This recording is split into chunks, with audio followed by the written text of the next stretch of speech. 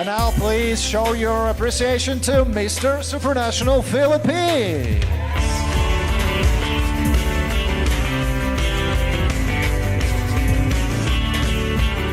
Alright, before I intro myself, can we give a big round of applause to yourselves, my amazing Super Brothers, the Supranational Organization, and my mom and dad, because I know you're watching right now. Love you guys. Welcome, Brandon. Some more. All right.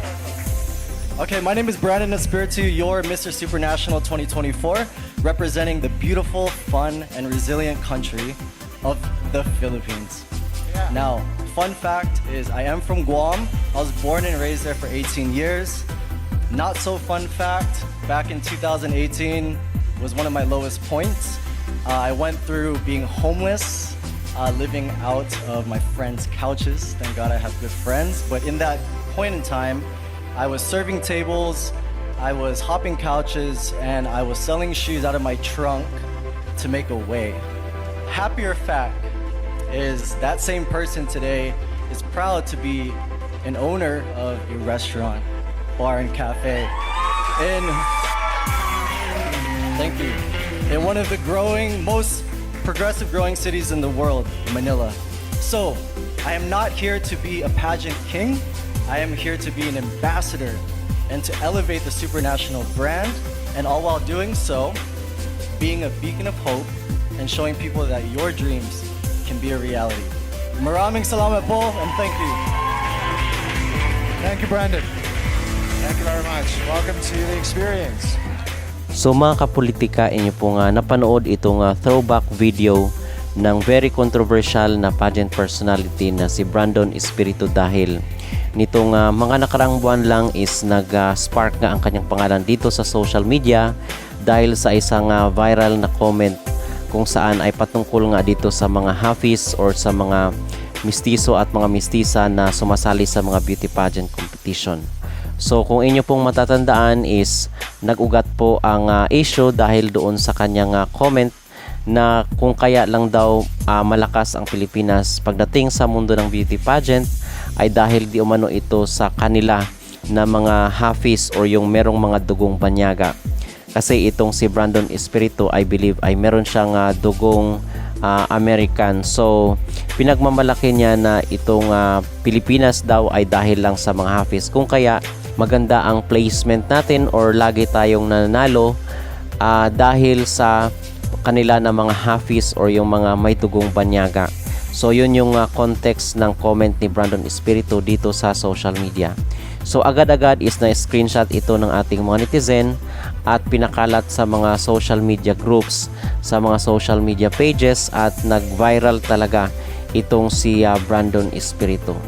So bakit natin ito pinag-uusapan mga kapolitika? Kasi ngayon is na-debunk, na fact-check ni Katrina Ligado itong sinabi ni Brandon na dahil lang daw sa mga Hafiz kaya nananalo yung Pilipinas, which in fact itong si Katrina Ligado ay isang pure-blooded na Filipina, at marami pa actually tayong mga pure-blooded na beauty pageant contestant, international representatives na nanalo naman. So ibig sabihin itong sinabi ni Brandon Espiritu ay hindi totoo. Okay, so mali ang paniniwala, mali ang theory ni Brandon na dahil lang sa kaila kaya nanalo ang Pilipinas. Okay, dahil itong si Katrina Ligado ay pure-blooded Filipina, at dito masasabi natin na kinonfront itong si Brandon ng reality. Dahil itong kung kaya siguro nagmayabang itong si Brandon mga kapolitika dahil second runner-up siya doon sa Mr. Supranational 2024. So apparently ay siguro pinagmamalaki niya na kahit hindi naman siya ganoon ka good looking, at in fact mas marami pa nga ang mga Pilipino na mas may dating, mas may hitsura sa kanya kung tutuusin. Pero kung makapagsalita itong si Brandon ay akala mo naman nanalo siya doon sa Mr. Supranational 2024. So dito ang nangyari kay Katrina mga kapolitika ay isang aral, isang patunay, isang living testimony na hindi dahil sa mga mistiso, mga mistisa natin kung kaya nananalo tayo sa mga international beauty pageant competition. So apparently ay talagang dahil ito sa hard work, sa pagsisikap, sa effort sa determinasyon, sa dedication ng Pilipinas na manalo tayo sa mga international beauty pageant competition, at most importantly ay dahil ang beauty pageant kultura at isang malaking industriya sa Pilipinas. At isa pa ay yung angking kagandahan, yung angking karisma na mga Pilipino at mga Pilipina, dahil nga ang Pilipinas ay part of different races, dahil sinakop tayo ng iba't ibang mga lahi. So, we are a mixed race at we are mixed cultures. So, again, hindi po totoo na dahil sa kanila na mga Hafiz itong sinabi ni Brandon Espiritu kung kaya maganda at malakas ang Pilipinas sa larangan ng pageantry. Okay, so napatunayan na po yan ng ilang beses, katulad na lang for example itong kakapanalo lang sa Miss Supranational na si Katrina Ligado, at ngayon ay tila walang reaksyon at tahimik itong si Brandon dito sa pagkapanalo ni Katrina. Okay, dahil talagang inungkat at nabash itong si Brandon kahit pa matagal na yung issue.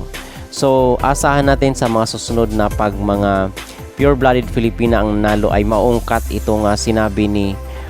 Brandon Espiritu about sa mga Hafiz nga na naging issue at kontrobersya kamakailan lang.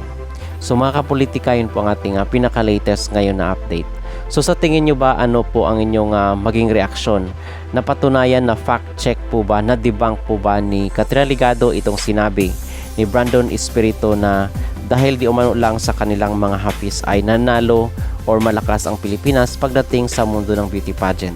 Kayo po ba mga kapolitika ay naniniwala? Mag-comment down below at huwag kalimutang mag-like at mag-subscribe na rin kayo para updated kayo sa ating mga latest issue. นี่คือเหตุผลที่ทำให้แคทรินา เยกาโด สาวงามจากฟิลิปปินส์คว้ามงมิสซูเปอร์เนชั่นแนล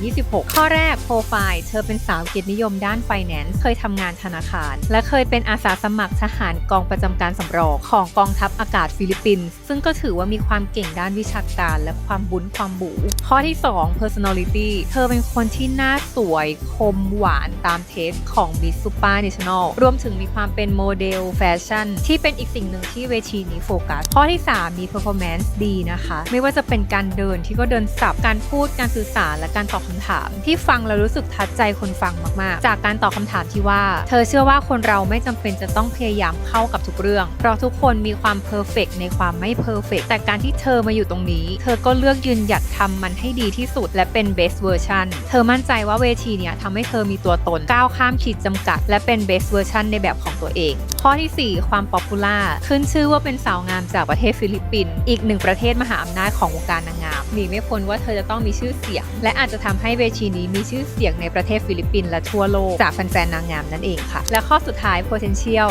จะเชื่อว่าศักยภาพของแคทรินาจะสามารถทำงานร่วมกับองค์กรมิสซูเปอร์ได้ดีอย่างแน่นอนเพราะเธอเป็นคนที่สื่อสารได้ดีและเมื่อมงแล้วเวทีนี้ก็จะต้องเดินทางไปทั่วโลกไปทำกิจกรรมต่างๆเธอก็สามารถสร้างคุณค่าให้กับเวทีนี้ได้ดีอย่างแน่นอนและนี่ก็คือเหตุผลทั้งหมดนะคะที่ทำให้แคทรินา เยกาโดมงขอแสดงความยินดีอีกครั้งและขอแสดงความยินดีกับอายกัญญลักษณ์หนูแก้วสาวงามตัวแทนจากประเทศไทยที่เข้ารอบ 24 คนเชื่อว่าอายกันตั้งใจทำมันได้ดีที่สุดแล้วก็อยากให้แฟนๆนางงามเป็นกำลังใจให้อายกันนะคะซึ่งทั้งสองคนทั้งอายกันและแคทรินาก็เป็นรูมเมทกันด้วยและเพื่อนๆล่ะคะคิดว่ามีเหตุผลอะไรอีกที่ทำให้แคทรินามงคอมเมนต์มาคุยกัน